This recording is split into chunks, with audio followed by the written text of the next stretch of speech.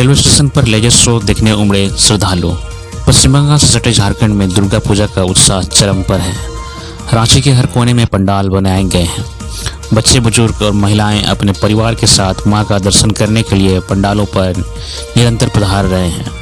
पंडालों में भक्तों की भीड़ सुबह से उमड़ पड़ी है। भक्त माता के दरबार में हाजिरी लगा रहे हैं, सुखमय जीवन की मंगल कामना कर रहे हैं। पंडालों में मां दुर्गा की आभा देख श्रद्धालु निहाल हो रहे हैं। रांची के बकरी बाजार, railway station, Bandhgari, Bariatu, main road और बूटी मोड़ सहित हर कोने में स्थापित मां की प्रतिमा लोगों को आकर्षित कर रही है। दुर्गा पूजा के दौरान युवाओं में जबरदस्त उत्साह देखा जा रहा है।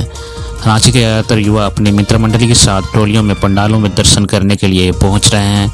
हालांकि बारिश की वजह से उनका मजा अब तक किरकिरा होता रहा है। आज भी मौसम विभाग ने गरज चमक के साथ बारिश की चेतावनी जारी की है। रांची रेलवे स्टेशन दुर्गा पूजा समिति के पूजा पंडाल में लेजर शो देखने के लिए श्रद्धालुओं की भीड़ उमड़ रही है। आदि योगी की थीम पर बने पूजा पंडाल में लेजर शो से भगवान शंकर की जीवनी को अलग अलग मुद्राओं में दिखाया जा रहा है। इस लेजर शो को श्रद्धालु एकटक देखते हैं।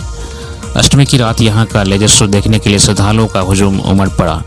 लेजर शो को अपने अपने मोबाइलों में कैद करने की होड़ मची हुई थी। विजयदशमी में रांची के 8 जगहों पर होगा रावण दहन। विजयदशमी शनिवार को है। इस दिन राजधानी में 8 जगहों पर रावण दहन किया जाएगा। मोराबादी मैदान, अरगोड़ा, होंडरू मैदान, नामकुम के सिद्रोल, टाटीसिलवे मैदान, शालीमार मैदान, एचसी, झगड़ाटाड़ व महादेव टंगरा में रावण दहन का कार्यक्रम होगा। पंजाबी हिंदू बिरादरी मोराबादी मैदान में रावण दहन का आयोजन करेगा। इसकी तैयारी पूरी कर ली गई है।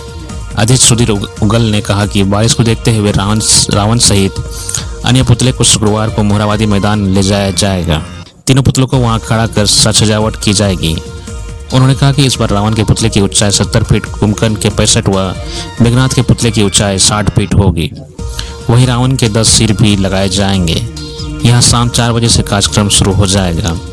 इस बार उत्तर प्रदेश के कलाकारों की ओर से जीवन झांकी भी निकाली जाएगी। इसके अलावा फायरवर्क्स व मुंबई व कोलकाता की टीम द्वारा आकाशीय आतिशबाजी की जाएगी।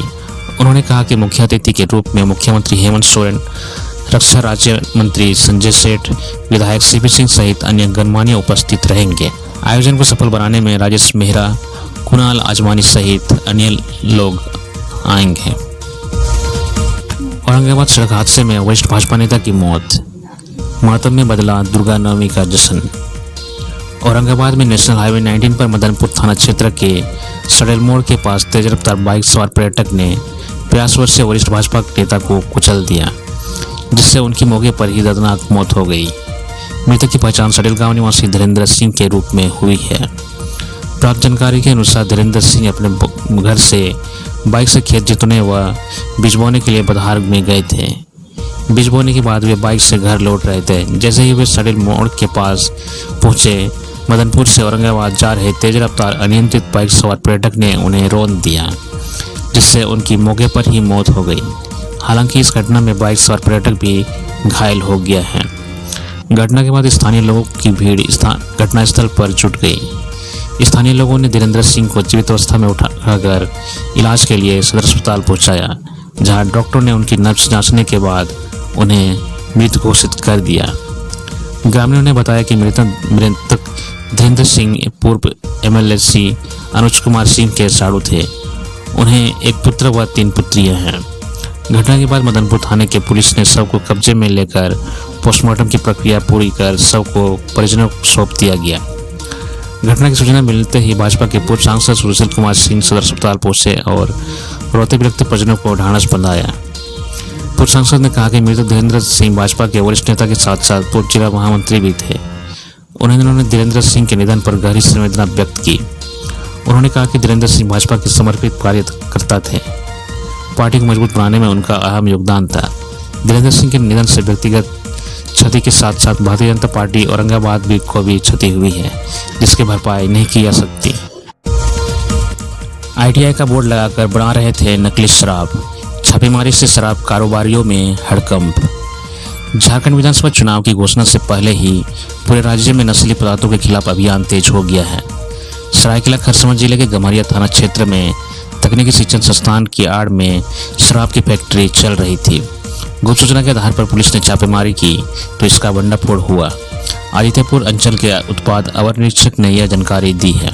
पूर्वी सिंहभूम जिला के मुख्यालय जमशेदपुर से सटे आदित्यपुर अंचल के उत्पाद अवर निरीक्षक नीरज कुमार ने शुक्रवार को बताया कि गम्हरिया थाना क्षेत्र के छोटा गम्हरिया में उत्पाद विभाग ने गुप्त सूचना के आधार पर तकनीकी शिक्षण संस्थान के नाम से संचालित ITI सेंटर व एक भवन में छापेमारी की। अभियान के दौरान टीम ने दोनों घरों से 17 ड्रम नकली शराब कंपनियों के स्टिकर, सैकड़ों नए ढक्कन, नकली शराब, QR कोड बनाने वाली मशीन एवं पैकिंग और सीलिंग मशीन बरामद की है।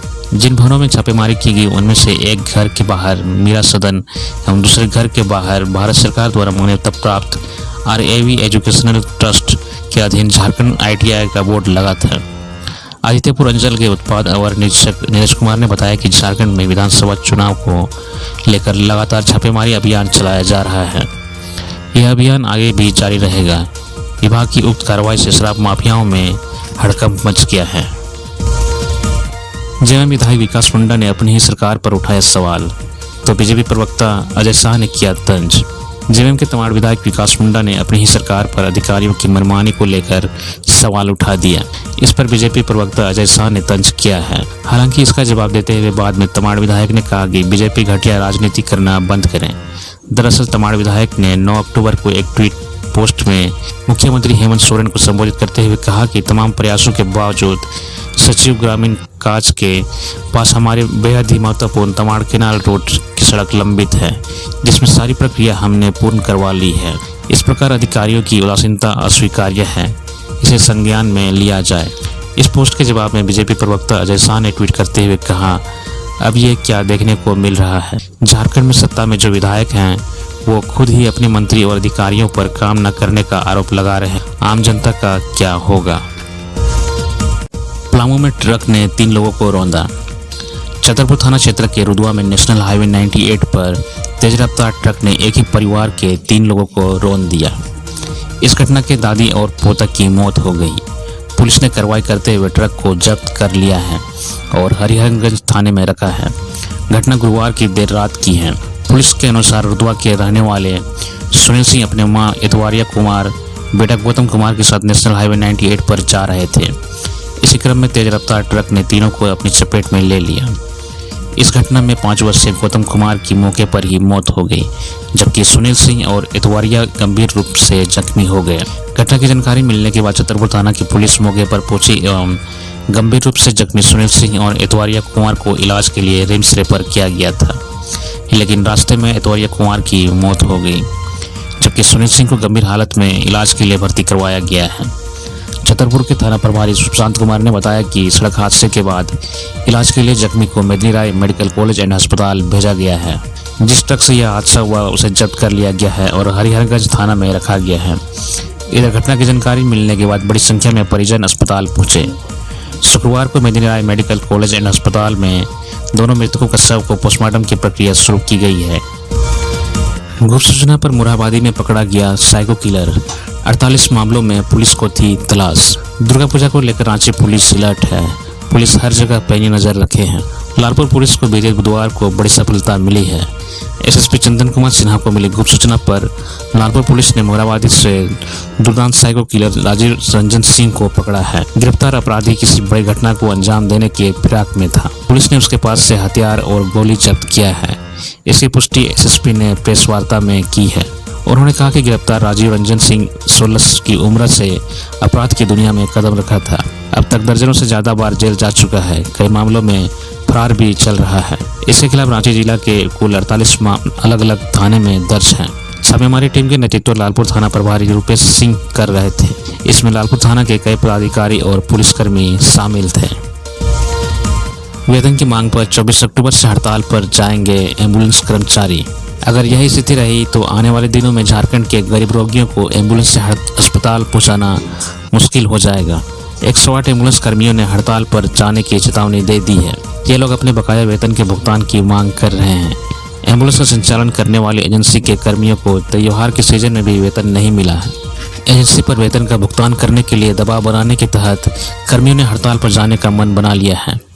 कहा है कि अगर उसके बकाया वेतन का भुगतान नहीं किया गया तो 24 अक्टूबर से झारखंड में 108 एम्बुलेंस सेवा को ठप कर दिया जाएगा।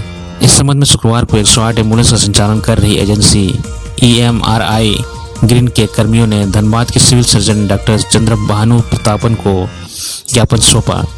कर्मियों ने रंगदेव वर्मा चौक पहुंचकर एजेंसी के विरुद्ध प्रदर्शन भी किया।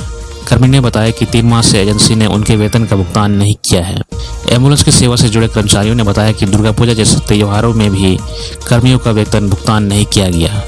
इससे वे आर्थिक तंगी से गुजर रहे हैं। इन लोगों ने यह भी कहा कि एजेंसी जल्द से जल्द कर्मियों का भुगतान करे। अगर जल्द भुगतान नहीं हुआ तो 24 अक्टूबर से वे लोग 108 एम्बुलेंस सर्विस को ठप कर देंगे।